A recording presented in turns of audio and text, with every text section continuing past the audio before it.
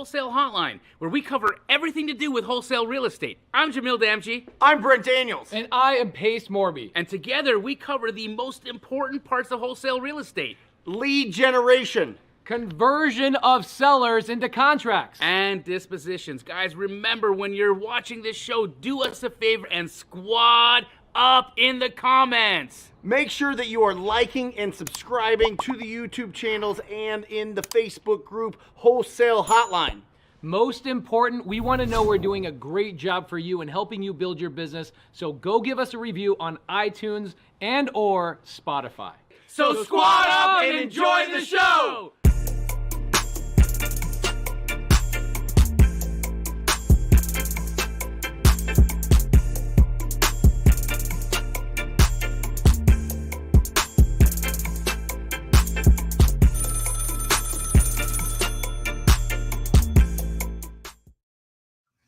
We're all here. Here we go. Welcome to Wholesale Hotline number 114. We're going to be talking about mobile home parks, mobile homes, mobile everything. Today, you've done it all. You own a mobile home park. I own a couple, yeah. So we're going to get all of those questions, guys. If you have ran into or running into mobile homes that either they are part of the park or they own the land themselves, we are here to answer your questions. Let me start with this real quick, all right? Because I think that this is really interesting, guys. Really amazing book here. It's called Go for No. It's tiny. You could read it in 30 minutes. Here's what it says. Statistically, only 5% of the population will be able to retire without assistance. 5%. 36% will have already died. 6% will continue working, and a staggering 53% will be dependent on friends, relatives, government, or charity for survival. And who do you think gets to be the lucky 5%? The people who failed most during their lifetimes. That's who. Wow. What do you think of that? I 100% love that. I've been thinking about what are the statistics of people in retirement, and I haven't been able to look it up. It's weird that you brought it up today. Yeah. Well, it's really interesting. I mean, if you look at it, a lot of people are relying on either pensions or Social Security or just dividends that they get from their stock portfolios to be able to live out the rest of their life. You know, or they do a reverse mortgage, right, and start getting paid off of that type of thing. But I mean, it's absolutely insane. 5%. How is that possible in the wealthiest country in the planet? Well, people aren't planning. Right. You know, the facts is that we've got very, very few people that are making enough money week after week or month after month to put anything away in savings.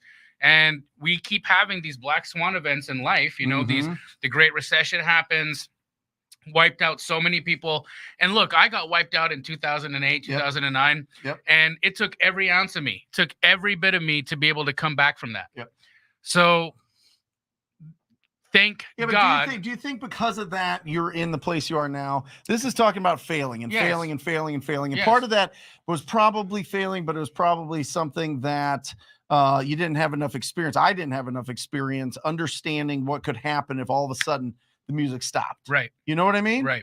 But now going into it, how does that change the way that you feel about things? How does it change about the companies that you're building and the assets that you're investing your money into? Well, I've not strayed from my course of action, right? You and I and Pace, you know, my strategy has been for a long time to be very cash heavy. Now, and in a time of high inflation, people are going to think I'm a crazy man because I've got a whole lot of cash. I'm holding a lot of cash. Burning it. I'm just burning away my cash. At the same time, guys, we are moving into what my belief is a forced recession, an engineered recession. I believe that the Fed is raising rates and they will continue to raise rates until they force a recession on the economy. Now, is this recession going to be completely devastating to the housing market? No. It, like anything else, let's imagine the housing market is a room, okay? And we are turning the thermostat down in the room.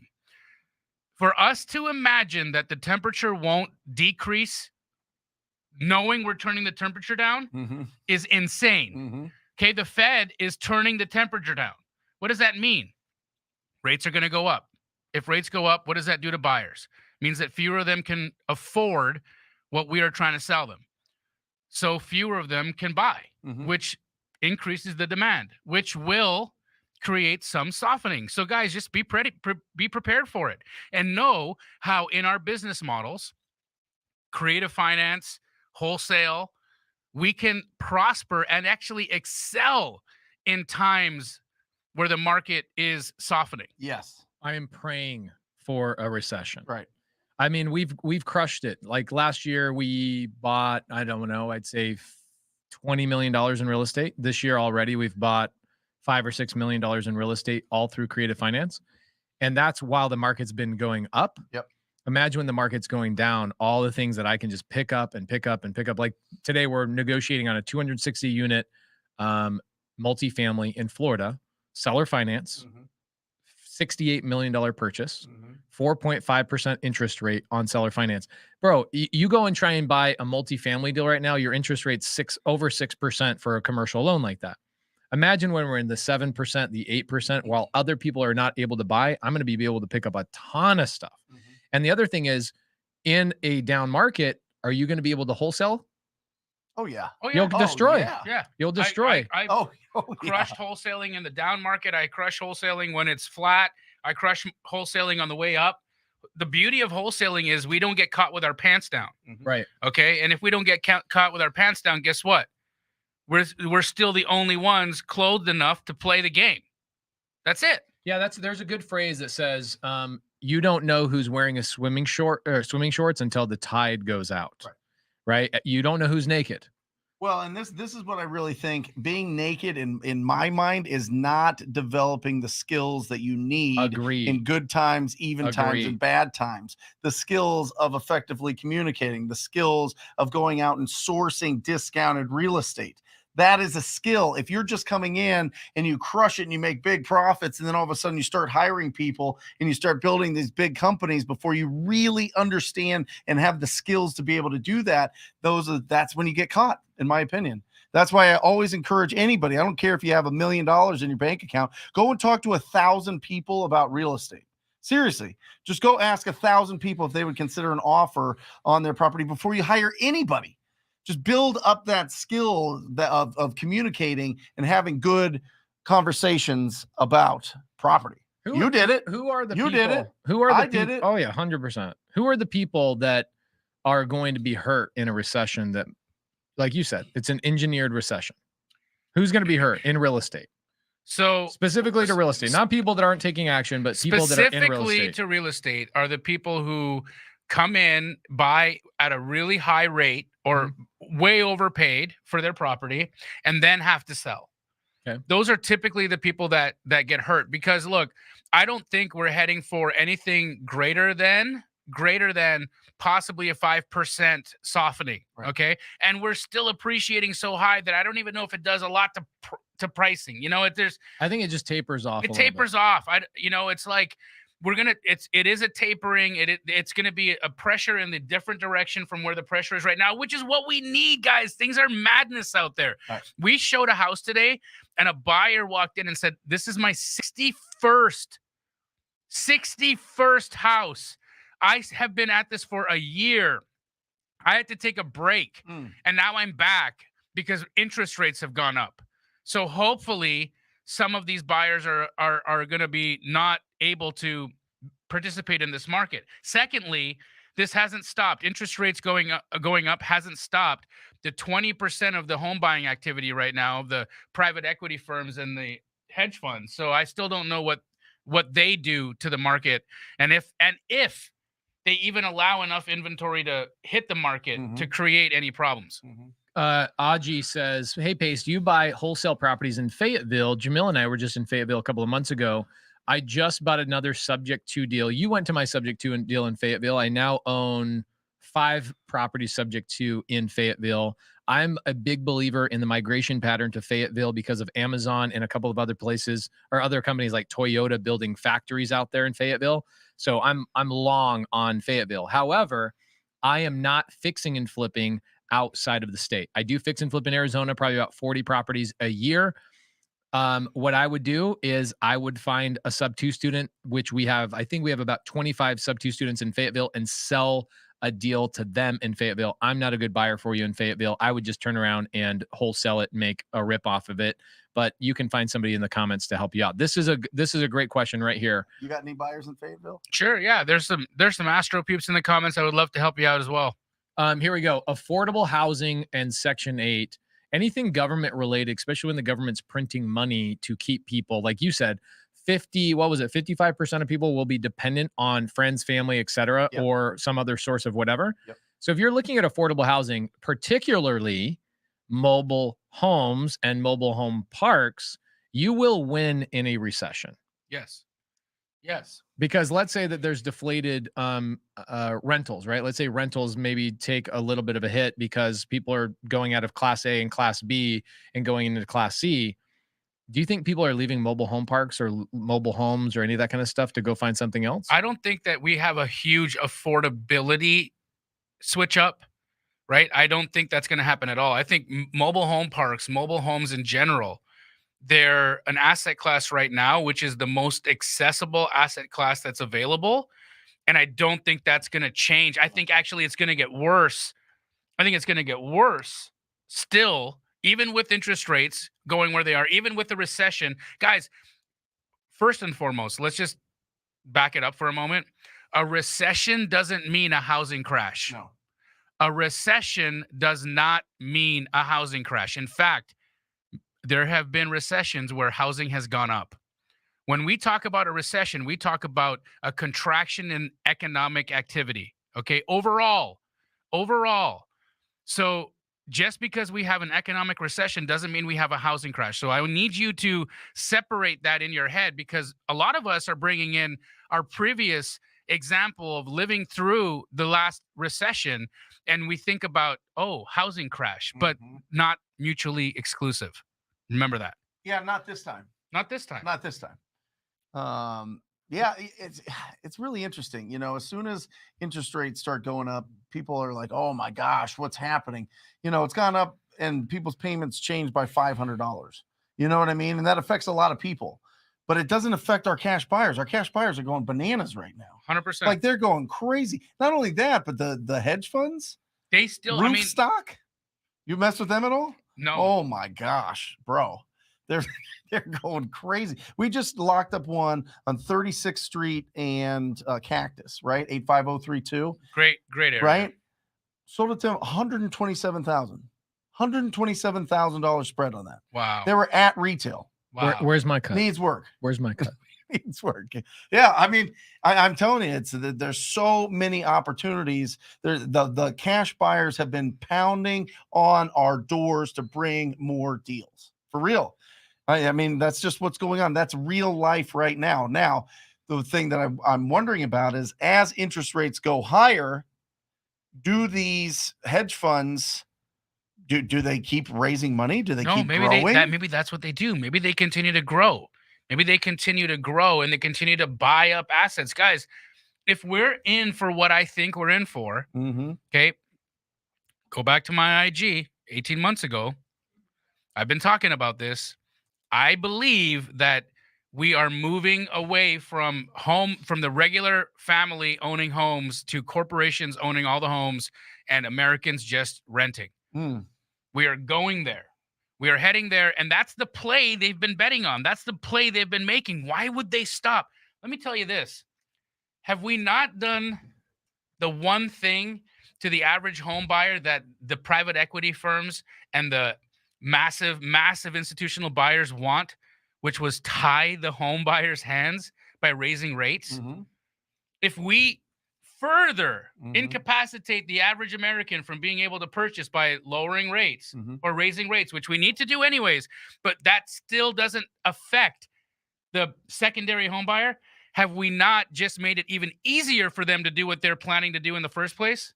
Is there enough money for them? You think they can raise that much? Bro, I mean, it's like trillions, like hundreds of trillions in real estate, right? They would have to print a lot of money. I mean, look, if they own markets, specific markets, if they can take over. They can take over specific markets, and they can take over, or they could take over substantial enough percentages of specific markets to have an effect on pricing, so that they can create price thresholds. Let's give Mike a little bell ring. Come on. Come on. Oh yeah, good job, Mike. Good job. Also, guys, an Astro student, Paula, just got her first deal, and she just got her check today. Where is she? And then Paula Lujan, she's up there. And then also, guys, wait, keep that bell, mofo. So you know John Galan. Yeah. You know John Galan. He's a friend of Wholesale Hotline. Yeah. So he is an accountant. Okay. And he started Astro flipping. And when he started Astro flipping, he got so obsessed with real estate that he said, I can't be an accountant anymore. I hate my job. Right. I hate my job. I hate what I'm doing. Yep. I'm waiting, though, until April 15th to quit my job because I have to do right by the people I'm working with and finish these tax returns, and then I'm bouncing. I really want to get my first deal before I quit my job. If I have to quit my job before I get my first deal, I'll do it, but I really want to get my first deal. Sure. But as a threshold to get my first deal, I'm not going to shave my face until I get my first deal. John Galan got his first deal, EMD in, paper signed, everything done, April 15th. No, the drop down day. Dude, Yeah, here we April go. 15th. Come on. Come on. Now we got to talk about shaving his face. Yeah. Can we shave it? Absolutely. Wholesale Hotline next week. We're going to actually shave his face on stage Don't let me shave in, it. in Las Vegas. There you go. You want to come out and shave it for him? This weekend? Yes. Nah, I'm in Disneyland. Brent doesn't want to shave you, but Pace and I got it. Yeah. That's awesome. My wife makes a comment about Orange Monster yesterday, and now all I'm getting is my Instagram is Orange Monster, Orange Monster. You shouldn't drink Orange Monster. You know what? Kiss my ass. Your mom sends them to me. I'm gonna drink them. There they are. It's disrespectful go. to not accept a gift. There you So go. talk to your mom first before you come at me. Okay, well, and on the subject of your moms, Yeah. let's talk about mobile homes. Yeah, let's talk about where your mom lives, dog. Just playing. Oh my god. So here's the number one question regarding mobile homes. Yes. Number one question. How do I comp a mobile home? Yep. First thing you have to know, and Jamil's the comping master, so let's lead into this. First thing you have to know is the difference between a mobile home that owns the land That's it. and a mobile home that does not own the land. This is the trickiest part about it, is that people send me mobile homes like, Pace, I got this mobile home under contract for $17,000. I'm like, it's not a mobile home. It's a vehicle with a VIN number, and it doesn't own anything. And it's going to cost me more money to transport it than what it's actually worth. Right. Correct? Correct. Do you even mess with those? I know there's people that specialize with those. I don't mess with them, but you know what? Somebody sent me a message on Instagram the other day and said, Jamil, I'm disappointed because there's always an opportunity to make money. And yes, Sure. there is. Sure. So when you find out how to make money with mobile homes that aren't owned, then come and tell everybody in Wholesale Hotline because I don't care. Yeah. But you can figure it out and figure out how to make money on it, and we'll help you. Well, listen, when you're looking at a mobile home, it's either the park or it's the actual individual. Like, does an individual own the land or does the park own it? Now, if the park owns it, that's a whole different discussion and that's a whole different conversation with the owner of the park. Pace, in your experience, are these corporate owned typically, the big parks? Is it individual owned? Is there a lot of like mom and pops to go after for these bigger parks? Or is it mostly like you're fighting against, hedge fund type of thing? So 10 years ago, it was primarily mom and pop. Yeah. And what's happened is BlackRock and other companies like BlackRock have realized, holy crap, these have strong returns. Yeah. And very little turnover, right? People that move into mobile homes will typically stay there 20, 30 years. Like, I'm done. Yeah. A lot of veterans, a lot of retired people, like they're not interested in moving around a lot. So what happened in the last 10 years is BlackRock, when I was building mobile home parks with Jesse and Evo, we were building 50 units and we were trying to get one freaking manufactured home built. And the manufacturer says, BlackRock bought out our entire manufacturing line for the next 5 years. So wait until we get our other plant up and going before you can make an order. Yeah. Literally, BlackRock's like, whatever you're building for the next 5 years, we're buying all of it. More evidence. Yeah. More evidence. Yeah. That was 4 years ago. Yeah. And so it's now more and more. Anything that's usually 200 doors or more Yeah. is more corporate owned. Anything 200 doors or less is mom and pop. So if we're pulling lists, let's say we're going to go after these parks, we're going to look for individual owners. You're going to right? look for individual owners. Yep. And Length of ownership. length of ownership is amazing. So the people that we're typically buying from are in their 60s, 70s. They've owned them for a long time. I've got one in Pueblo, Colorado right now that we're looking at, seller finance. The guy's like, look, I bought this thing for $4 million. I'll sell it to you for $15 million. You give me a little bit of money down. I'll let you seller finance the whole entire thing. He made his entire living on one mobile home park. Yep. And he's like, I'm done. Like it's all the way paid off. If I can just get a nice little cash flow from me. So length of ownership, I would say 10 plus years, because you want to work with tired landlords. And plus, by that time, they're very stabilized. They've worked with these people. They know these people. They're probably sick of the people that live there, right? And they're ready to cash out. There are cities that dominate in this area. And usually they're people, the people that are moving into mobile home parks are elderly, right?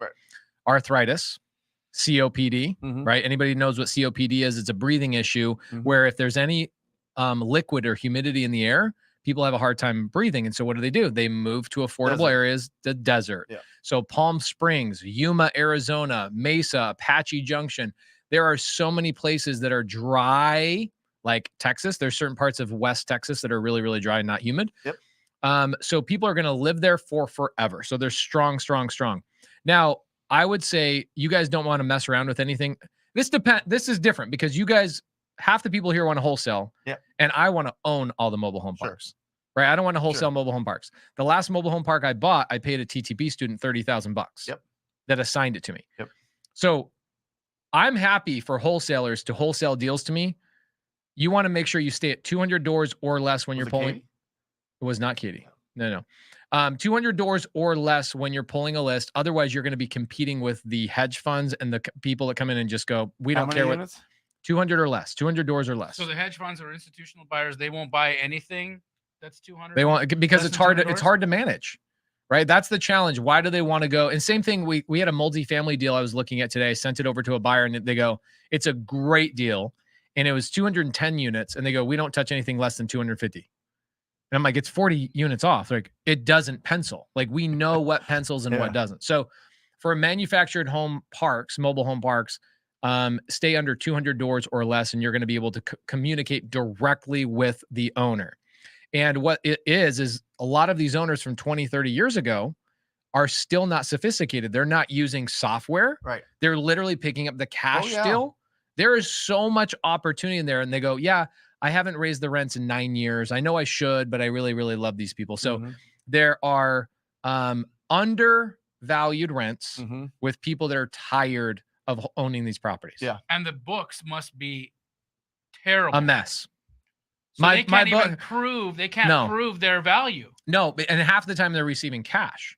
So like I bought a 35 unit in Yuma, Arizona, and the P&L and all the numbers were given to me on scratch paper, basically in a pencil. And I was like, I can't verify any of this. So Bobby and I went down to Yuma and I spent a whole day knocking on the doors and talking to the tenants. What are you paying? How's it going? Are you happy here? Because the landlord had no proof. No record. He had owned the property for 20 years and he's just living on the cash. And was he living there too? No, he lived in California. And here's the thing is like most of these owners, they just need one of these parks to literally survive their whole life. Right. Their take home's $20,000, $30,000 a month on one freaking park. Let me ask you about these parks. Is the park just the land, or do people buy the land and then put the actual mobile homes on it and rent out the whole thing? It depends on the strategies. Because I bought one that's it was just like you were saying, like literally I had to go to the DMV and get the transfer, and they gave us like a couple grand. It was a little deal, but I was just experimenting. And they didn't own the land, but they had to bring in their own mobile home. Right. So there's really two different types of mobile home parks. There's two. The ones that provide the actual structure and the ones that you have to bring your own. So my biggest park is one that is 37 units now because we've added a couple of units. That's my biggest park so far. I have 80 doors in mobile home parks combined. And my 37 units, the way it's structured now is I own half of them, and I wish I did not. I wish I did not. Because what happens is I get calls on those. Hey, will you fix my shit? Hey, there's a bullet hole in my mobile home. Well, who put the bullet hole? Well, we got in an argument and we were shooting the gun. I'll say I have to go and fix that. So for me, what I've been doing for the last year is I've been selling my mobile homes to the tenants because then it increases my rent. And here's what ultimately happens. They leave. They leave. I had 2 of them leave last year after they bought the mobile home. And so as they're leaving, I go, I'll buy that from you for $5,000. They bought it for 20. Yeah. So for me, I don't want to own any of the mobile homes. That's the key. You don't want to own any of the mobile homes if you're going to keep it. So, but there's other people that are like, I want to control it. Like these big mobile home parks that are 300, 400 units, the BlackRocks of the world, they don't want their tenants to own any of those. They want to start owning all of them. Got it. Right? Yep. They want to control it. So it's 2 completely different worlds. It's the ma and pa world. It's kind of like, would you ever see a big company touch a duplex like a BlackRock? Oh, heck no. No, they're not going to waste their time. Yeah. So they won't waste their time with mobile home parks that are 200 or less. And then in that world, there's about 50 different directions you can go. You can be the guy that owns all the units if you want, because now you have more rent, or you can say, I don't want to deal with this at all. I want to have 0 calls, 0 maintenance whatsoever other than the landscape, and your life is easy, but your rents are now deflated. What do you want? What's your flavor? For me, I want no maintenance. Yep. So the parks are one whole avenue. Then looking at the actual structures themselves, I know that you've taught me some things about mobile homes I never knew about them needing to be attached. Yeah, fixed. So there's a whole in order for a person, and let's just say somebody is out there right now making calls on land, and they get somebody who says, you know what, I got this chunk of land, I don't want it anymore, you can have it, or give me $500. And they talk to somebody and they say, I've got this 2,000 square foot mobile home, I don't own the land, and I only want $500 for it. Yeah. So someone's like, wow, for $1,000 I could possibly take this mobile home, put it on this acre of land out in the middle of nowhere and go live there. How do I do it? The way you do it is you have to get it has to be zoned properly, right? Okay. To have a structure on it, Sure. a residence. Second thing you have to do is you have to get a permit, and whatever mobile home you buy, it doesn't matter whether it's $1,000 or not. You need to tack on a $15,000 amount because you have to hire a wide load with a courier on the front and the back. You guys have all seen them. You've seen the transport companies. Then you have to have a crane that pulls this bad boy off. And then you have to have somebody who installs it on post and pier. All of this costs about $15,000. It used to be 10 grand. Now it's 15, right? With the inflation costs. Then you have to pay about $2,800 to affix that property to the land for it to no longer be a vehicle, and it now is affixed to the land, and it is now called real estate. Yeah. Now you could effectively go and sell that to somebody for 80 grand. Or a lot more, yeah. Or a lot more. So I did a deal in Mesa, Arizona. I bought it from a Wholesale Hotline listener. I bought a piece of land in Mesa, Arizona for $19,000. I put a mobile home on it for $40,000. So I'm all into it about 60, 65. And the ARV on it was about 120. Okay. So I could have sold that retail for 120. After commissions, closing costs, et cetera, I would have walked away with $40,000 net, maybe $50,000 net. Okay. But I sold it for $289 on seller finance at 8.9% interest. So I get a check every single month for $1,700 a month from that buyer. And there's 1,000 different things you can do because it's affordable freaking living. There are so many buyers for land and mobile home units, like Jamil's talking about, people that are literally like in Apache Junction. There are so many vacant lots that there's a couple of buyers out there that's all they're doing. They're driving up and down all day long, looking for lots, looking for lots, looking for lots. They know how much freaking money there is in just doing what you said. Buy the piece of land, throw a used mobile home unit on it. A used one. Yeah. A used mobile home. And have somebody deliver it, install it, affix it to the land. It's now called real estate. It's crazy. And you can go get a mortgage against that. Yeah, you can go get a mortgage against it. Yeah. You could sell it. You could do a seller finance. You could do an owner finance. You could wrap a brand. You could write your own new mortgage on it. Yeah. What I do, actually, the story of this deal, not that anybody wants to hear the whole entire story, but it was a referral came from Rylas Dana. Shout out Rylas Dana. What up, Rylas? Probate attorney. Shout out Rylas Dana. I got 4 leads from him last week. We're getting another one under contract from him. Right on Earl. I thought about you when I went to the buy appointment this morning. Good street name. Nice. Jamil lives on Earl Street here in Phoenix, Arizona. Anybody wants to What's drive? the address? Oh, what's your address again? And what's your cell phone number? Okay, so I get a referral from Rylas Dana, and I go to the property. It's Rylas Dana is a probate attorney, so it was somebody who had passed away, and her sister inherited the property. So I meet her sister at the property. I buy the deal, and the sister, I give her $120,000 for the property. I turn around. Jamil doesn't know the whole story, but I turned around. I wholesaled it to Jamil for $30,000. Jamil turned around and wholesaled the deal for $180,000. So he made 30. I made 30. This is 2 years ago. You guys made 30. I made 30. It was a great deal. But the best part of the deal is that the way I got this deal under contract is I had this piece of dirt out in Mesa, Arizona. Okay. That I just bought for like 19 grand. I was like, I'll put a mobile home on it and I'll sell it. And I'll do something with it. Mm-hmm. So this lady goes, I've always wanted to be the owner of a property, but this house that I just inherited from my sister is too small. So I need to sell this and I need to upgrade into a 3-bed, 2-bath house in Mesa, Arizona. I was like, for 110, lady, you're dreaming. Mm-hmm. But you could use this money as a down payment. She's like, I have bad credit. I have this, but we have good income. We've been renting for 16 years.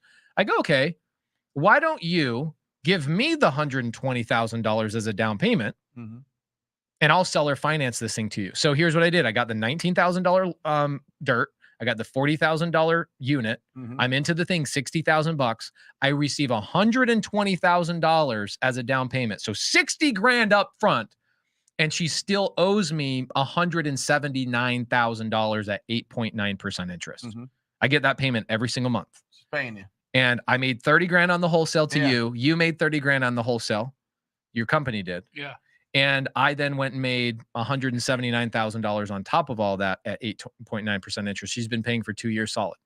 Wow. There's magic in mobile homes, magic in mobile homes and dirt and land. And you guys do a lot more land than I do, especially you right now. You just did a land deal today. I did. What are you doing? A little loop-de-loop. I picked up a little lot over in Central Phoenix. I wanted to build an Airbnb there, but you know, I'm a wholesaler. Yeah. So I got a call. Somebody said, "Want to make $15,000?" I was like, bro, we have the same brain. I'm telling you. I'm just like lizards. Yeah. 15,000.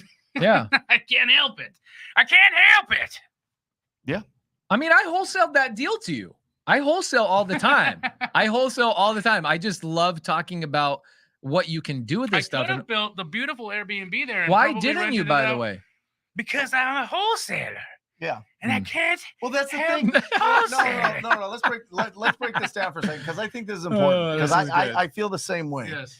But you built a company based on wholesaling real estate. Yes. Right? Yes. Not a rental portfolio company, right? Not a fix and flip company, a wholesaling company. Then you franchise that and you've got them all over the place. Mm-hmm. 115 markets. The net value of what you own in that company is huge. Millions and millions and millions and millions. Mm-hmm. If you were like, you know what, guys, I need to take a sabbatical for like 5 years, it would still pay you. You're still owner in this thing, Always. right? Yes. You know what I mean? And it's really interesting when we look at, you know, we read Rich Dad Poor Dad, we read Think and Grow Rich, we go down the rabbit hole of building a really big portfolio, and then we get into the business, we start finding these deals, we start making some money, we start replacing our other income or other job, we get into this full time, we start building a business, and then all of a sudden we get distracted by all these other things, right? Yeah. How did you, when you were growing this up, not get distracted? Why didn't you become a home builder? I did. Right? My first go around. That's what tanked me. That's what kicked me right square in the nuts. All right. Why not just be a fix and flipper? Why not just go and own a bunch of apartments? Brother, I am fixing and flipping, but doing it as diligently and as thoughtfully as possible. Efficient. Efficiently as possible. Non-time consuming. Correct. You have the right systems and processes set up that you don't have to mess around with it. Correct. My wholesale business is what my lifeblood is because, of course, that's the trading always going to be If happening. you disappeared Yes. with your ownership, Yeah. could you net over $1 million a year from your? Easy. You know, you have to, and Pace and I were just talking about this. You have to own $27 million free and clear to earn $1 million passively in real estate. So my business has done that for me. Of course. Yes. And you did that in how many years? 6. Right. How long would it take you to get $27 million worth of real estate free and clear? Oh, free and clear. Yes. That's a long time. Right.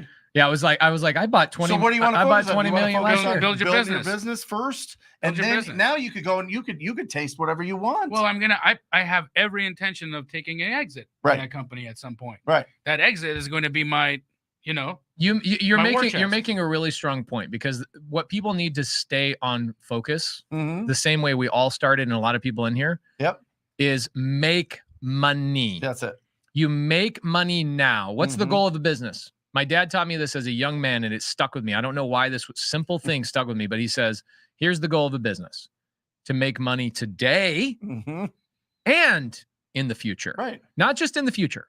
Okay. So when you're just starting out, you need to make money today. You need to get wholesale deals. You need to, it doesn't matter what it is, assigning cash deals, assigning sub 2, novations, doesn't matter. You can assign anything Right. anywhere in the United States. Okay. Make money now. The second thing that you need to do is you need to compound and multiply that money. Mhm. And then third thing is manage it so you never lose it. Right. And then you can start doing some pretty dope shit like charitable contributions and changing people's lives and all of that kind of stuff. Do not get deviated from the path. The first step of this path is to make money. Yeah. And even my students, they come in, they go, man, I just got a sub 2 deal. What should I do? Assign it. Right. Make money today. Assign it. You will be, now that you understand creative finance, you can do this 1,000 more times in the future. Mhm. They get a lot of cash deals. They're like, hey, should I burr this? No. Get money in your pocket today. Yep. Wholesale. You can wholesale anything. So make money today. Ugly houses, big checks. Ugly houses, big checks. That's how you do it. And then you break your brain. You get that over $50,000 deal that wires into your account when you usually have $58 in your account. Now you have $50,058 in your account, and your brain melts. It's like you're not the same person anymore. It's crazy. big time. It's crazy when you see $50,000 worth of value that you provided the marketplace come back to you in the form of a receipt. And that receipt is that wire that sends into your bank account. Like, that's it. And listen, we find what we're looking for. Without a doubt, there's not a single person on here that couldn't do a $50,000 deal plus. If you're looking for it, you will find it. It's just going through. It's If just you're going through. looking It's for just going failure, through. guess what you're doing too? If you're Yep. expecting defeat, if you're expecting it to be just absolutely not for you, guess what it isn't? For you. Right. What is the You difference? prove yourself right all the time. What is the difference legitimately where a Brent Daniels Mm-hmm. could be dropped anywhere in the country? Yeah. With just the shirt and on your back, Yep. which I don't know if that's ever been off your back. It's That's not. the thing. This is actually a tattoo. Yeah. So this tattoo, Yeah. you get dropped off anywhere in the country, and without even a doubt, you just go out and you go get a deal within 12 to 24 hours, not Yes. even a problem. Yeah. What is the difference between you and somebody that's been in the business for 6 months that still hasn't gotten a deal done? Confidence. Seriously. It's all confidence. And I did not have confidence until I put in the reps.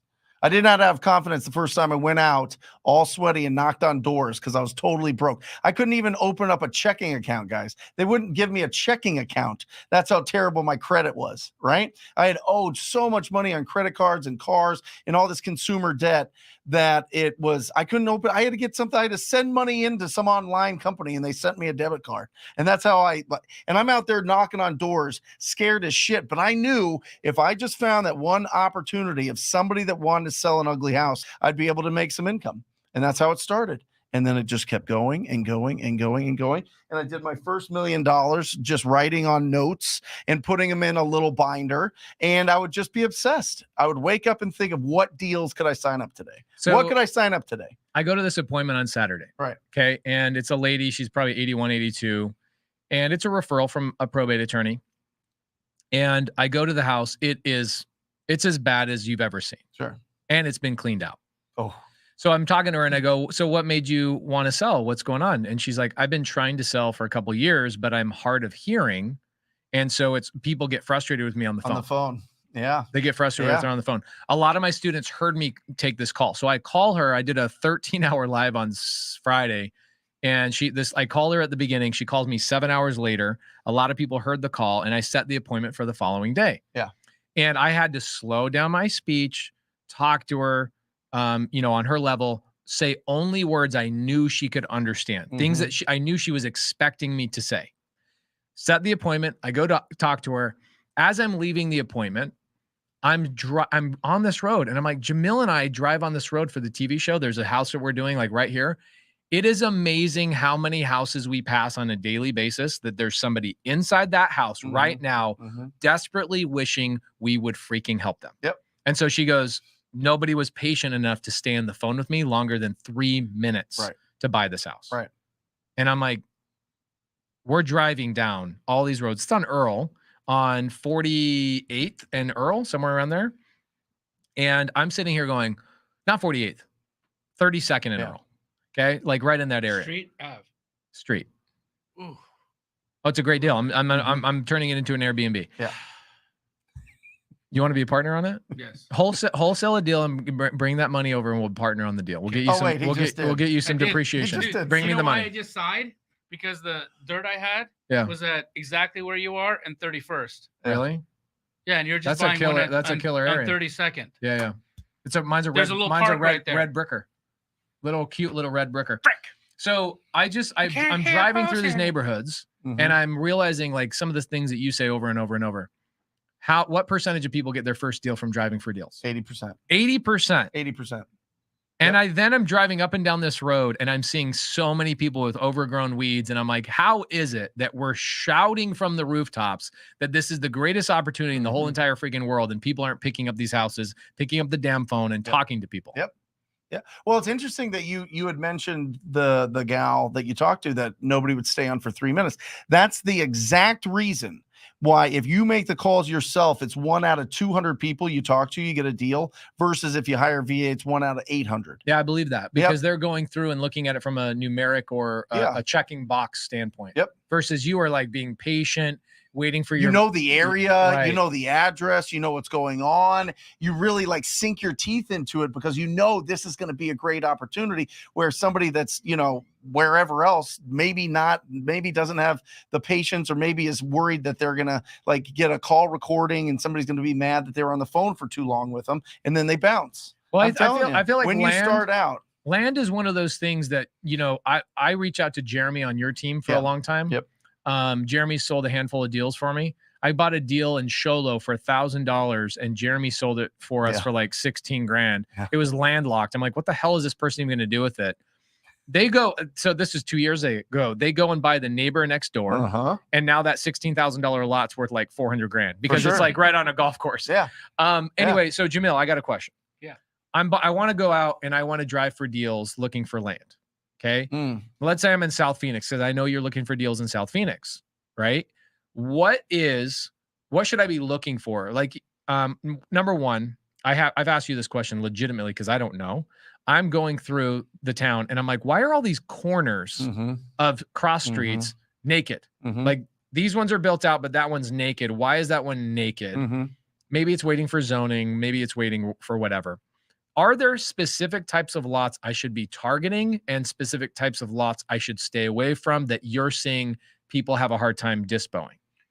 Great question. So anything right now that's in residential areas, so even the ones on the corner, typically the one that you're talking about, and I know exactly what you're talking about, there's usually a stop sign there. So the reason why those are hard corners is because there's accidents that happen on that corner. So that's always a corner that's a little bit less desirable for a Mhm. builder to come on and want to do. But right now, in a market like we have right now, Yeah. that'll still sell. The land that's difficult that I've been seeing people are having a hard time with is that stuff that's heavy industrial Mhm. on really specialized, like there's a junkyard over here. There's, a nail salon supply warehouse over here and a mortuary over here. Like, you got a little piece right there. That's typically harder to sell because you got to find a specialized buyer. That land will sell, but typically will sell on a commercial website. So when guys go out and they try and lead gen in these really heavily industrialized areas, it can be a little dicey. So they should go on like loopnet.com or whatever and talk to maybe a commercial broker on those types of things. Talk to a commercial broker, but normally what's happened is those people have already talked to a commercial broker, and the commercial broker gave them a number that was real, and they said, no, I'm not living in reality. Yeah. Okay, so what do Guys, you? how many likes do we have so far? Can we get this up? Guys, we need have to get this- 31 likes, but we have between yeah. Instagram and YouTube, we've got 700 plus people watching right now. Get Oh, yeah. 31 likes. Come on, y'all. The heck? Let's get that up, guys. If you Freaking didn't Brent got a value, tattoo hit for you that guys. Like, It looks like a shirt, but it's a That's tattoo. awesome. He did that for you. that's it. Another thing with those lots on the corner pace is gas stations and dry cleaners like really screw up the lots. Why And is that? They just Environmental. yeah, it's an environmental. Yeah. Back in the day, there's a lot in Central Phoenix that the lots are just sitting there because you have to spend millions of dollars purifying the groundwater underneath them because they just dumped it straight in. Oh my word. I literally Yep. learned something new right now. I Yep. did not even know. And gas stations, they buried those big tanks, so you have to get all those out of there. Wow. You have to remediate them. There's a certain amount of time that they take. So sometimes it's some of that. If it's a commercial lot and it's just sitting there, you're like, what is going on here? You know what I mean? So, so Jamil, let's say tomorrow I want to find you a lot in South Phoenix because I do. Well, coach me, man. Be my coach. Tell me what I need to do. How do I make you money? If you wanted to do this virtually, you could go up and down you could use the batch driven app. You could use, any Google Street View, whatever it was, go up and down and look at all the zip codes in South Phoenix and find vacant lots. Okay. They're right there. You see Is there a minimum size that you need to mess with? 5,000 square feet. Okay. So South Phoenix, guys, Google South Phoenix. I'm telling you, I've been watching him on set of the TV show in the RV, and he's sitting there slinging lots and you guys are actually building a couple things, right? Some affordable housing. This is stuff that's not for profits. Right. It's more just to do it. Right. So it's for purpose, not for profit, right? Yeah. So I see him buying and closing on these things, right? And I also see you wholesaling them and helping people find buyers for them, right? Because people have a really hard time comping land. So if I find a 5,000 square foot lot in South Phoenix, guys, Google that, 5,000 square feet. How do I run numbers on that? Is there something specific that a land builder or somebody is going to be looking at different than something that has a building on it already? Humberto's question up. I think that's a great You one. want to look at what's sold around it. So typically where you'll find new construction, there'll be some evidence of other new construction nearby. So look for evidence of other new construction nearby. You go to South Phoenix and you find a vacant lot. If you look to the east, to the west, to the north, you'll find evidence of new construction. There's constantly houses being built out there, little houses, right? And they're like onesie twosies. So if you see evidence of that kind of construction, of that kind of activity, that's what I'm looking for. Secondly, if you're next to a big junkyard, if you're next to like really, really crazy looking stuff, I don't want it. All right. I want it to be on a residential street that would be a nice place that you would want to live, right? In terms of like what a block looks like. And that's it. Those are the only stipulations. Guys, in the comments, what do you do? Raise a hand or something if you've ever run into this question. Because I love this. Where am I going to live if I sell you my house? Right? Well, a couple different things, and I'd love to hear how you guys respond to this. A couple different things. One is, what is a lead? A lead is somebody that has made the decision that they're going to sell their property. Yes. That's a lead. Not a house you saw on Zillow that you DM me and say, hey, I have a lead you might be interested in. That is a lead. That is who you do your lead follow-up. That's who you pre-qualify. So one, they have to have already made the decision that they're going to sell their house. Remember, you can't convince people. You can't go, oh, I just thought you wanted to take advantage of the market. Oh, I thought you just wanted to get the highest price you could before interest rates go too high and you lose a bunch of equity in your house. That doesn't work, right? It doesn't work. You're not going to be able. We're deal finders, not deal creators. And I'm not saying like creative. I'm not saying like that sense. I'm saying if they haven't made the decision that they're going to transfer title, if they or get lack rid of this property, motivation, right, Right. then they're not deals. Yeah. So the real answer to that is next.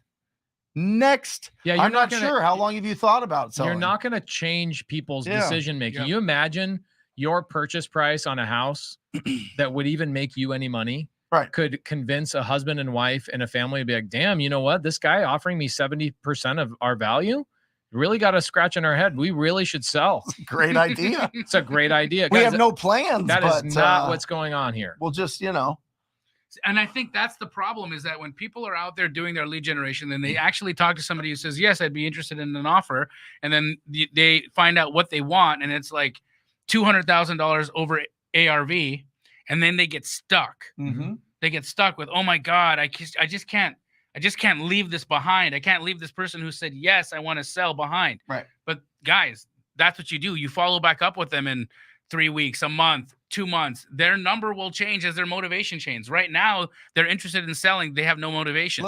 The most important thing, it's not price, it is their timeline. What is their timeline? Mhm. If you figure out how long they've been thinking about selling, okay, great. How long have you been thinking about selling? How long has this been on your mind? When do you feel is going to be the right time? We usually close in 14 to 30 days. If I can get you your money for this property in 14 to 30 days, does that work for you? Well, no, that, right? Asking the questions back is going to really help to understand, have they made the decision to sell yet? Or is this a long-term follow-up?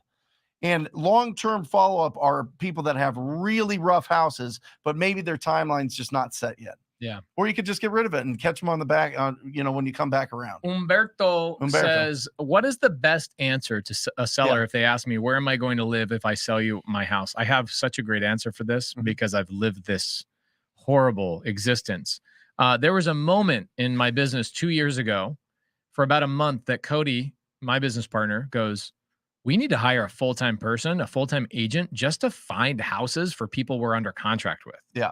And I was like, yeah, that's a great idea. Then we can provide that as a service, et cetera, et cetera, et cetera. Mm-hmm. So we then go out and try and find real estate agents that are looking for opportunities. We're like, we got all these people that need help finding houses. We're under contract with them already. We had like 9 houses under contract. And some of them, I have a couple of them still under contract today that we have memorandums on from 2 years ago. It didn't work. It didn't work. No.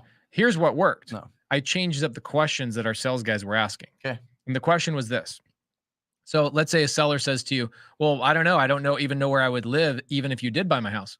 Okay. Well, let's imagine that you had to make a decision. Sure. What's the first thing that would pop in your head? And they immediately give an answer. Immediately give an answer. Well, I guess I could ask my brother.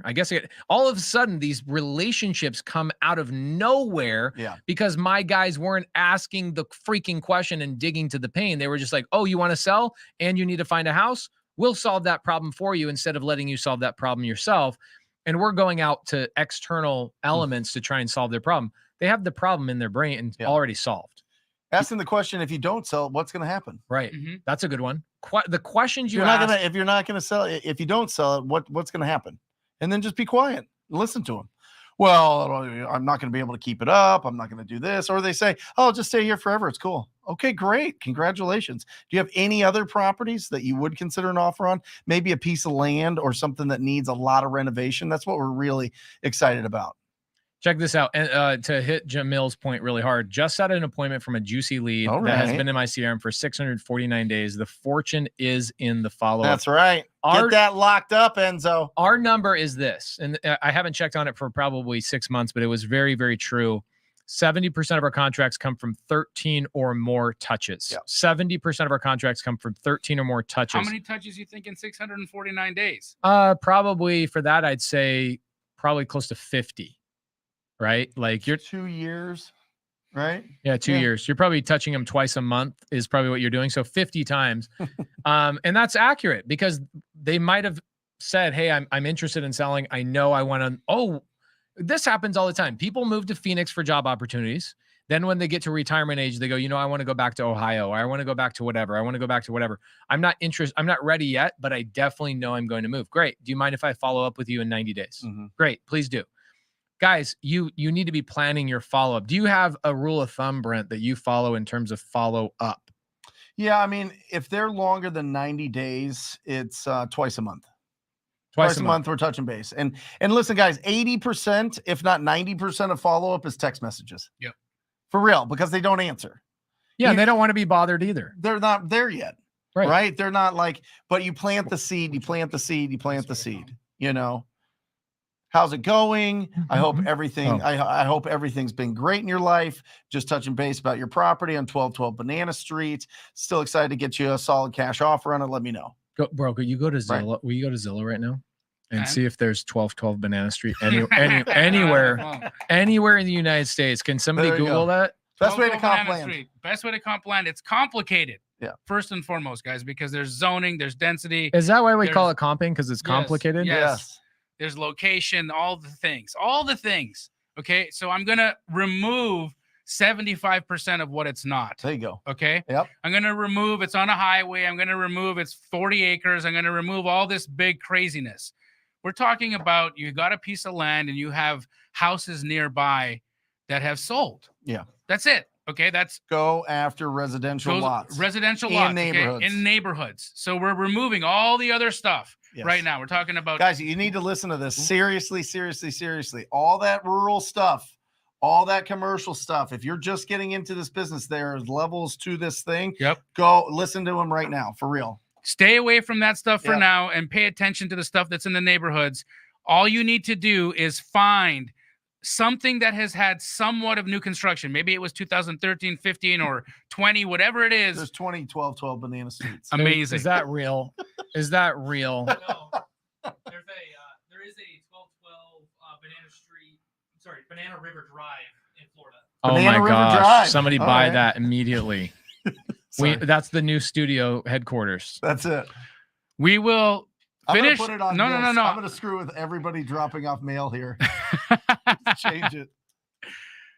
All right. What you do is you find what has sold, the highest that's sold on that same size lot. Okay, say it's a 6,000, 7,000, so very close to that size lot. See the highest that's sold, and then get it under contract that's somewhere around 10 to 15% of that value. Guys, we're going to be doing a land. Ooh. We're going to be doing a land show. 90 minutes on land. We're going to really break this down.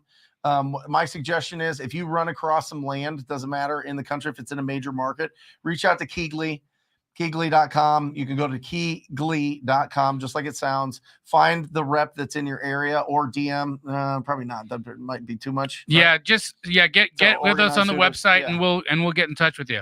And then find somebody in that market that can comp it for you and give you a buy price. If you're just getting new at this. Yep. If not, just try to get it at 10 to 15, 10% of what a brand new house would sell for on that lot. And would you go, are you seeing that people are, what can you sell that at? What could your guys kind of move that at? I mean, 20%, 20, 25. That's where we can sell around to. Maybe 20, 30% if it's like. Possibly if it's like gangster. Prime time. Yeah. Prime time area. Yep.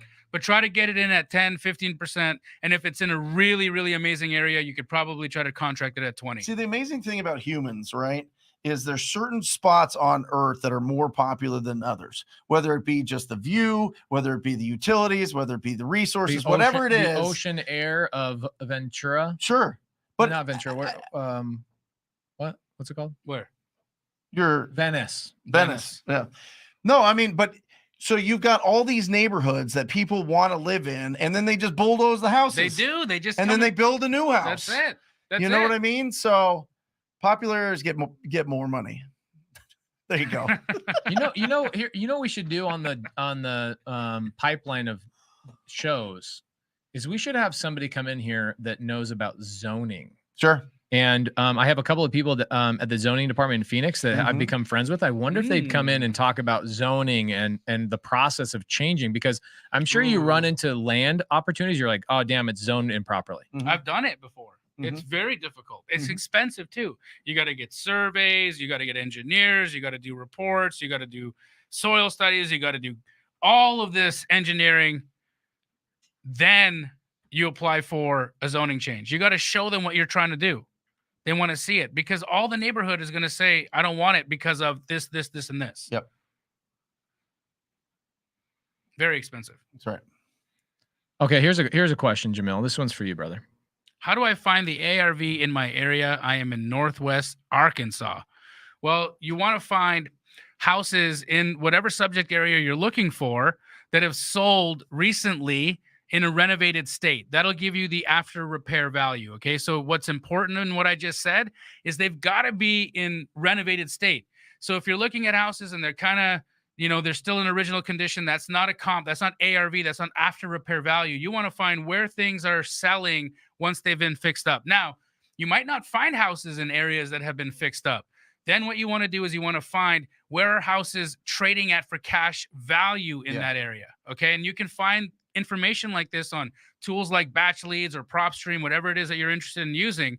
And that's where you can find cash buyer data, or you can find what houses have sold for in a renovated state on websites like Zillow or Batch Leads as well. So that's how you find the ARV in your area. Remember, though, if you're talking about a subject house, you want to only compare it with houses that are similar to it. So you cannot break certain appraisal rules. If you're looking for the appraisal rules on how to actually comp a house, you can get that on my IG. Just send me a DM and we'll send you my appraisal rules. It'll teach you all about comping. I even got a pretty good video on YouTube. You can watch that and learn all about it. Awesome.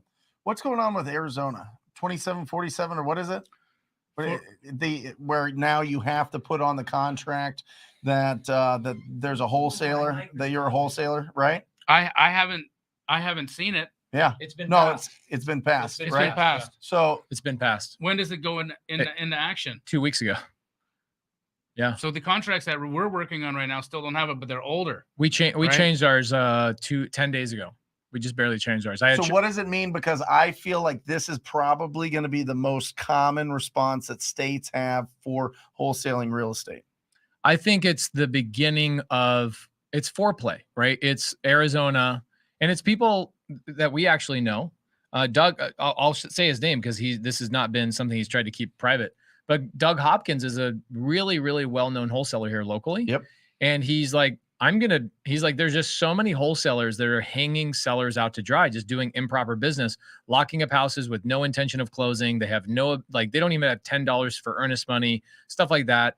And he's like, I want to make it at least known. And so him and 10 or 15 people lobbied and put a lot of money into making this happen. He's a wholesaler. And he was like 1% of the reason why this happened. Right.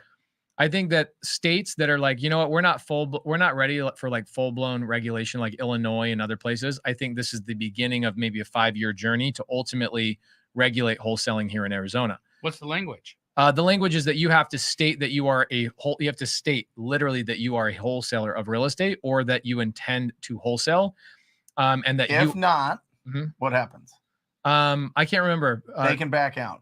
The seller can back out with no. It is a voidable contract if you do not disclose that you have any intentions to wholesale. Yeah. So so Sean St. Clair, attorney that's been on the show, we should get him on here. Yep. And even if he just comes on here for 20, 30 minutes, Have you seen the title companies start to enforce it? Not yet. No. Not all the title companies even know about it. Right. But I would say in the next 12 months, everybody's going to know about it. Yep. And even the real estate agents are going to get educated on it in their continued education classes. Title companies are going to get it in their continued education classes. It's going to take 12 months to ultimately educate the whole state, but it will be enforced. And then what's going to happen is now you're going to have title companies looking at the contracts when they first come in and actually looking, did you disclose this? Is this a valid contract? Because they're not going to be able to ratify. They won't be able to do anything. They won't get title. Check this out. You won't be able to get title insurance. So I own a title company. You won't be able to get title insurance as the end buyer, right? If the wholesaler who sold it to you did not disclose. Yep. And so that's a challenge, right? Because what could happen is the seller could go, I was not told, even though the end buyer closes. And let's say that the title company doesn't know about this. They give title insurance. The seller comes back a year later, 2 years later, and goes, I was never actually told that this was wholesaled. And I just looked it up online. It was never disclosed to me. Now they have grounds for a lawsuit. Yeah. And guess who has to pay for that lawsuit? The title company who issued insurance against that transaction. So you're going to see a lot of title companies start enforcing that. Are you I going to love see it. a lot of are you going to see a lot of wholesalers mess up their contracts and buyers backing out? Well, I hope that we educate people and tell people, hey, That's here's it. the contract. Yeah. And we just we update all of our contracts and we let people know. The question that I had for Sean St. Clair was, do you have to verbally say it? Right? Because that's something in my contract right now that I gave to both of you guys, that we had Sean write the memorandum language in there. Mm-hmm. Is that you actually don't have to walk through the full contract with the seller. They can read it on their own accord. So I'm just wondering, do I have to say, hey, I'm a wholesaler? Kind of like a real estate agent has to say, hey, I just want to let you know I am a licensed real estate agent. I'm not going to represent you, but I am a licensed real estate agent. They have to disclose that. So do I have to verbally say it to a seller, or is it okay for it to just be on the We'll contract? talk to an attorney. I think it just needs to be in the contract. Hashtag not an attorney. Yeah. Yeah. And I would imagine We'll it figure it just out. needed to be in the contract. Yeah, but it's we gotta be gotta disclosed. Yep. That'll be a good like But I 15 think minute that's going segment. to be the easiest plug-in for other states to do, as Yeah. opposed to, hey, let's get everybody licensed. This is so if states do not have this law, will a title company who is nationwide still require me including this in language? No, because it's state by state. Yeah. Mhm. Every title company, even if they're nationwide, like what's a big one? Fidelity, they're the biggest. There you go. Fidelity, they're individually licensed in every state. So they're basing their title insurance on state laws, not on national laws, right? And if they did that, oh my gosh, that'd be a nightmare for them. They have to individually manage per state. Yep. Well, this is just knocking down anybody that's going out there, locking up properties at any price, Mhm. putting a memorandum on them and saying, hey, give me $5,000 or you can't sell your It's property. wonderful. It's wonderful. it's great news. I It enjoy is it. awesome. I love it. I mean, there's a handful Yeah. of people here in Phoenix that have really bad names. Some of them, most of them are not in business anymore. At No. least you don't hear about them because they got ran out of town or people just don't want to do business with them. Is they would go lock up sellers and contracts at crazy prices Mm-hmm. and no earnest money, Mm-mm.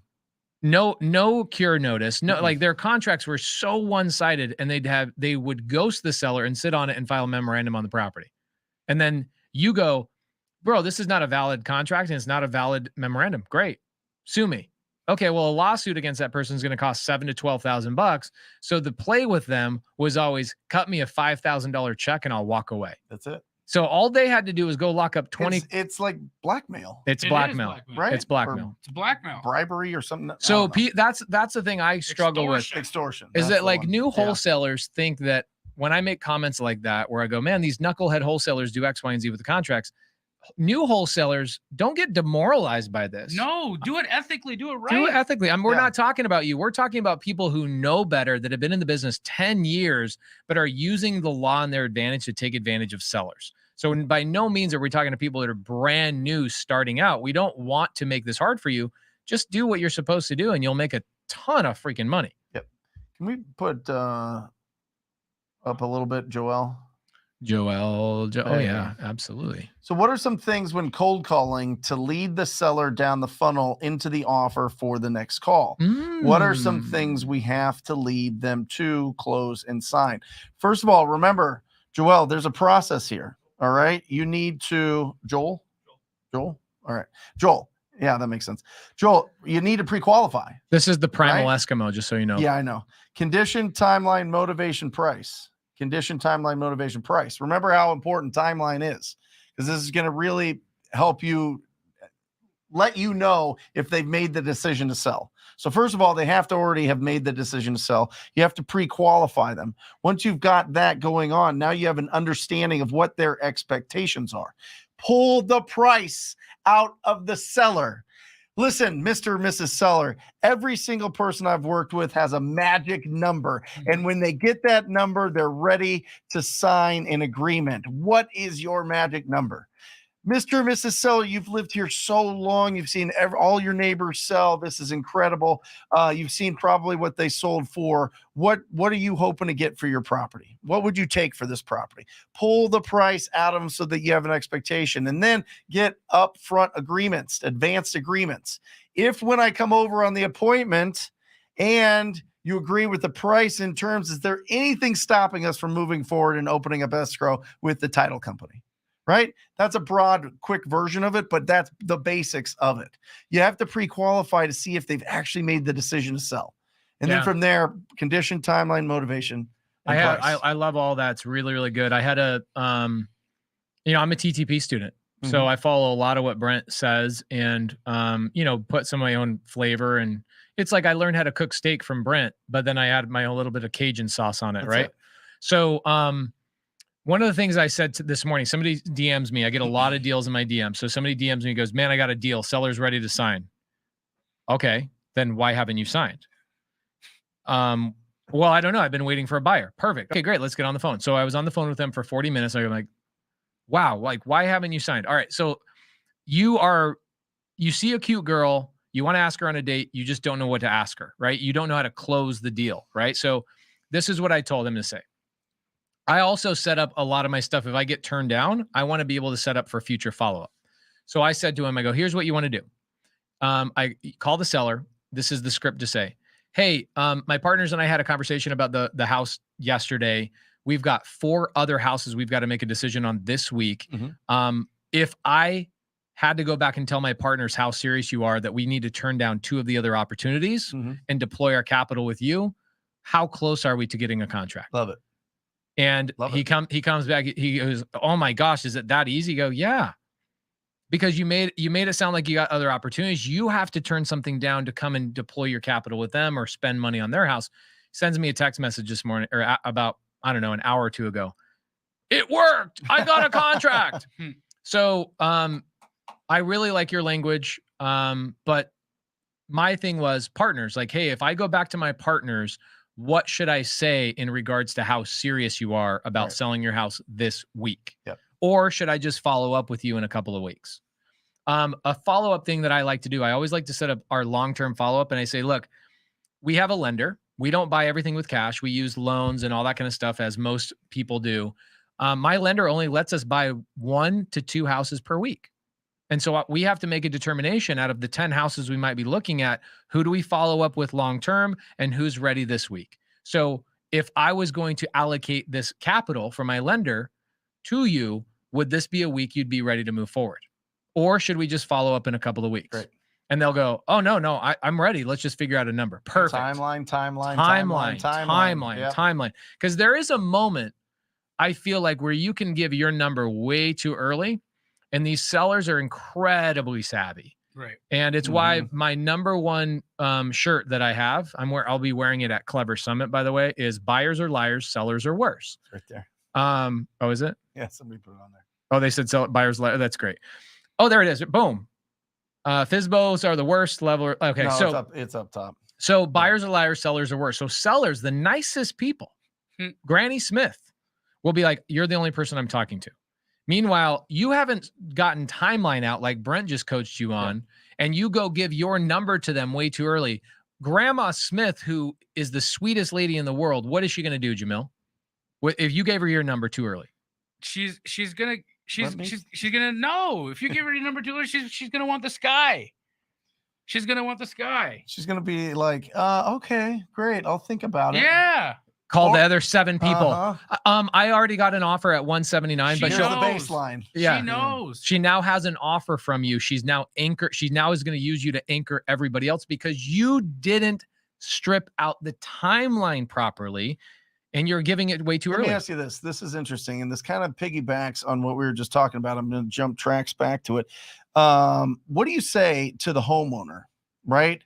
That they're like, this person is going to give me $40,000 more, $50,000 more, whatever it is. And you kind of get an idea of who it is. You know what the reputation is in the industry. You know that they lock up properties and then they wait 48 hours, 72 hours before, and they just beat them up and beat them up and beat them up. How do you go in there without sounding like a little bitch, being like, oh, well, their reputation's terrible. You know what I mean? Yeah, I just did this Saturday. That's how I got the contract on Saturday. Yeah. Same exact thing. So lady, she's older, right? Same story I told you guys earlier. I go, well, here's the thing. I've been in business a long time. I own multiple properties around town. Here's my offer. My offer is $1,000 more than any other offer you ever receive. Right. In fact, you should go shop it. Okay. However, I have a couple of contingencies. I have a couple of requirements in order for that to happen. They're already like, wait, what? $1,000 more? I go, as long as they have a written offer, they have non-refundable earnest money, and they state they will not wholesale the property. Mm-hmm. And a lot of this is, nobody wants to hear me say this, but you asking me the question, I'm telling you the honest answer. Yeah. I basically put them in a situation where they have to double close. Mm-hmm. That's how I compete. If you're going to be crazy and you're going to throw out crazy numbers, now you're going to freaking wake the dragon. Mm-hmm. And the dragon's going to come at you and go, non-refundable earnest money, No inspection. no inspection. Yeah. So And you you also, got to commit to buying the deal. you have to commit to double closing the deal. How about not only will I give you non-refundable earnest money, I'll have it released tomorrow to you in your bank account. Oh, yeah. Do they want that 10 grand right now? A lot of them do. Yeah, they do. Because they might be moving, they might be paying for things. The lady that I bought the house from on Saturday, she's like, I'm paying $200 a month just to feed the cats that are still here. So when you talk about cats, her daughter who had passed away. Got it. So, but when somebody's crazy about the number, I go, no problem. And what's great is I don't actually have to give a number away. Right. I just say, I'll give you $1,000 more. Now, there's a whole bunch of questions that come about this. And they go, well, what if the other people are willing to do it? What if the other people are doing this, this, and this? Great. They deserve the deal. You don't. Okay. If they're willing to pay 40 grand over, they deserve the deal. Mm-hmm. But we're playing poker here, right? Mm-hmm. I'm trying to stack the deck in my favor. So for me, if somebody's offering $40,000 over what I'm willing, I go, look, I did this to Cody Sperber. I felt really bad. So check this out. It was Brian Apples. I go to an appointment and it's one of their acquisition guys fighting with me on the deal. And I'm there in person. This is probably 2 years ago. And I tell the lady, same thing. I go, look, I'll not only will I match any offer you get, but I'll beat them by $1,000, no matter what the number is, as long as they're willing to put it in writing on an actual agreement, non-refundable earnest. Okay. That means if they cancel on you, they lose their earnest money and they're going to close in their own name. Yeah. So I'm standing there with her and I go, just text the guy right now. So she goes, what did you say? I go, just give me the phone. So I grab the phone and I'm texting Cody Sperber's acquisition guy. Hey, this is Margaret or whatever her name was. And I'm texting the whole entire thing out. Boom, sends it to her. And I go, here's what's going to happen. He's not even going to reply to you. So if he doesn't reply to you in the next 15 minutes, what do we want to do? And she's like, I guess I'll just sell it to you. There you go. So I buy it. Who did I sell that deal to? I sold that deal to Cody Sperber for $40,000 above what I paid for it. You didn't. I did. Oh no. And they let me do the construction on the deal. So I made money on it was probably 3 years ago when I still had a construction crew. We were doing work for people. So I got the deal because his acquisition guy was not approved. His acquisition guy was not approved to make that deal. Right. So Pace knew he had to go get permission. And in the time that he had to go get permission, Pace yanked it. Yep. Yeah. What I say, and here's the funny thing about it. I have a copy of this contract. Did my contract have a non-refundable earnest in it? And did my contract say I wasn't going to wholesale it? No. It did not. No. I just told them, if they're willing to do this, I will pay $1,000 more. By no means did I say I was going to do any of those things. By the way, when you run across really great deals and somebody wants all those things and it's a smoking deal, you better find a way to give them those things. Yeah, buy it. Because it's a no-brainer. I've done it a ton of times and it is just beautiful. I mean, some of the biggest deals. Great, I'll close it. Great, I'll find the 10K earnest. This is even when I didn't have funds to be able to do it and close it myself. They threw anything at me and I was going to be like, yep, no problem. And then I get on the phone. I never gave credit to Jamil for this, but it was like in my first year of selling deals to Jamil, I got this deal at this price. And Jamil's like, bro, get that contract right now. I was like, well, they want this, this, this. He's like, give it to them. Do it. I was like, wait, I can do that? Yes, give it to them. Whatever it is, we'll close on it. I'm like, oh my gosh, I just uncovered Thanos's glove. I now have all the power. Yes. Oh my gosh. You got to be able to commit to deals, guys. That's why you need a leverage partner. That's why you need to be in business with buyers, actual buyers. You have to be able to close on these houses. Well, it's an important lesson that you're saying is that I didn't have the ability to give those things at the time. But did I not? Because I had you as a partner? Right. Well, you had 2 words. Squat up. Squat up, baby. That's it. Squat up. That's what we're talking about. In this business, you're growing your real estate wholesaling business. You need to, 1, have somebody that has the capital. Okay. 2, find somebody in your market that you can that you can meet with and connect with, and that are doing amazing things and are doing more than you. Surround yourself, start meetup groups, start whatever, start just get in front of people that have a passion for this business and have the capital to be able to close on deals, and you win. These guys have been touring the world saying squat up for 2.5 years, 3 years, maybe. What I really liked about my relationship with Jamil in the very beginning, was something very specific that I didn't think I realized until years later, is that I would continually be hit up by Jamil or somebody on his team. Where's the next deal? Where's the next deal? Where's the next deal? Where's the next deal? What do you need help with? What an accountability partner I had with Keegley and Jamil, and like hounding me and reminding me I need to get out and work. Like I had a customer, right? It's like I have a t-shirt shop and my customer stops by every day and goes, "You got any blue shirts?" "No, I don't have any blue shirts." "Okay, I'll be back tomorrow." They come back tomorrow. Why the hell do I not have blue shirts? My customer keeps asking me for blue shirts. So having a buyer and somebody on your back end, like a Jamil, Keegley, Brent's done a ton of deals for me as well. Guys, it's an accountability thing above anything else. Well, and it's huge. I mean, there is certain, when you're doing your first kind of handful of deals, there's a lot of apprehension. There's a lot of nervousness. Is this going to get closed? Right. Because you don't get any income if it doesn't close. Right. And I remember working with some other wholesalers in town that would push, even blasting out their deals to like 2 days before, turned into a nightmare. And I remember doing the first deal with you, and I think it closed like 2 days early. Yeah. And I'm like getting a check, and I was like, oh my gosh. Yes. You know what I mean? It was just Yes. absolutely incredible. So, Yes. yep. It's just, you got to find the people in your market. It's everywhere. It is absolutely everywhere. Just find the people that have, Miss Archie, find the people that have the private money. They're in meetup groups. Go to meetup.com. They're in all of those. Join all of the local Facebook groups. Join all of that stuff. Go on Bigger Pockets. They've got Bigger Pockets meetups The forums all in over there, the time. guys, incredible. Squat up They're- with people in here. Right here. Yep. Go to the networking event. Who's not going to the virtual? Here's what dude, if you're going to the Clever Summit in person, great. Amazing. Yep. Good for you. We'll see you there. If you don't have somebody on your team going to it virtually so that they're in the comments, mining the comments for all the deals in there, then you've missed the point. You need to be going physically and virtually. Does Emily have a link for virtual tickets? I don't know, Emily. If you're there, put the link up.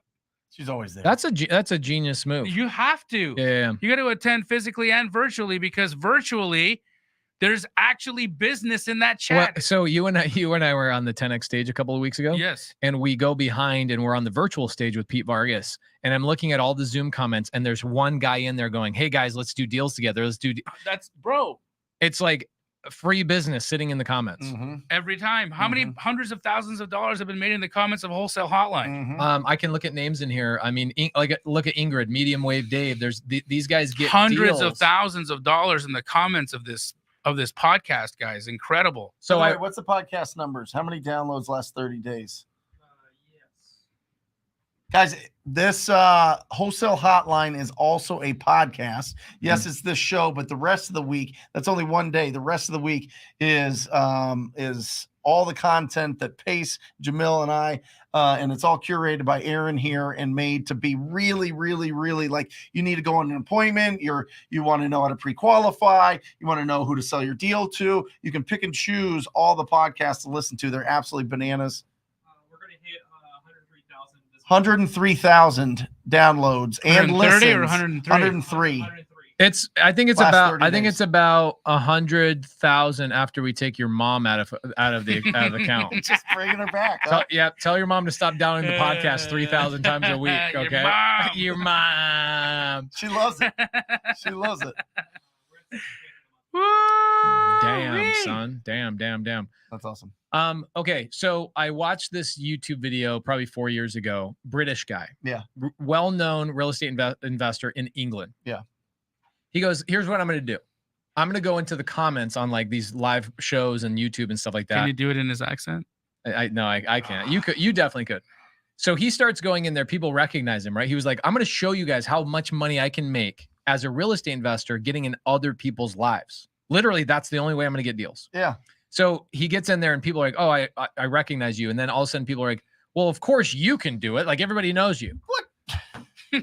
So he just changes his name, gets a fake thing on like iStock photo or whatever, and he starts making money in the comments. And then he does a whole YouTube video about like look how much money I made in all the comments.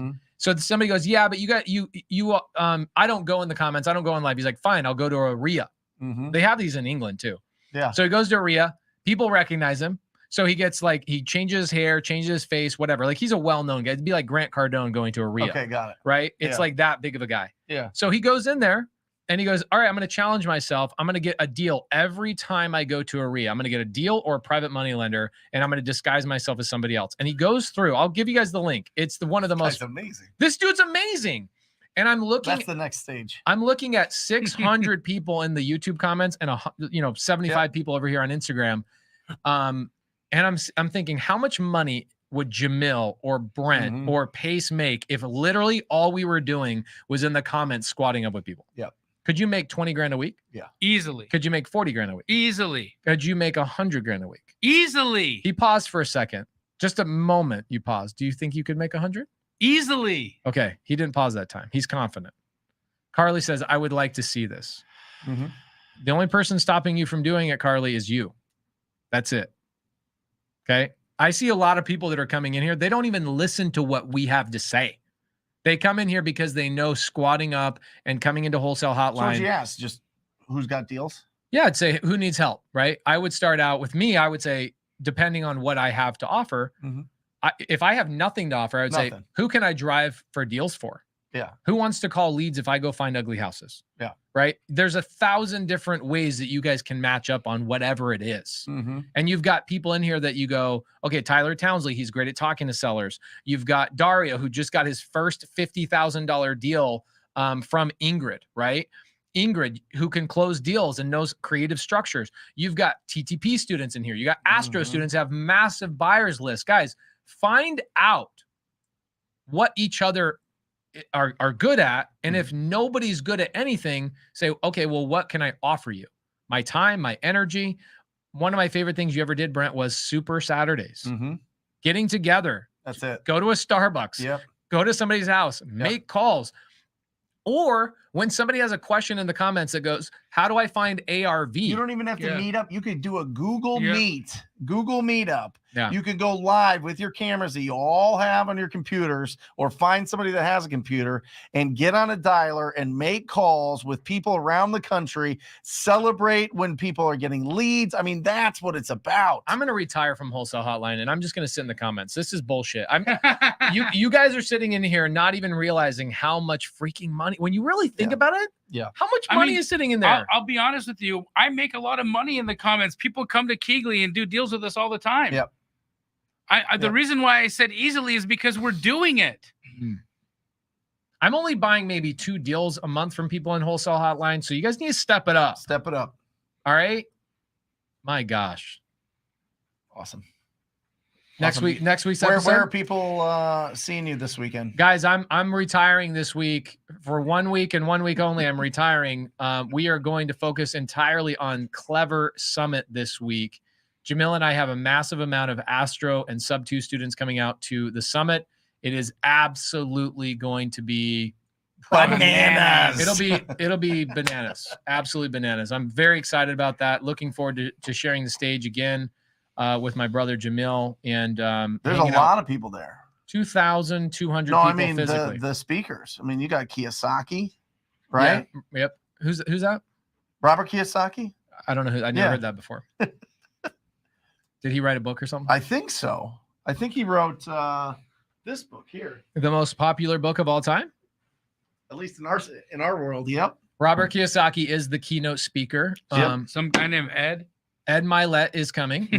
Ed Milet. Ed Milet is coming. So Jamil's going to be hanging out with those guys and partying. So there's parties. My wife's birthday's on Friday. There's a nightclub thing, whatever else.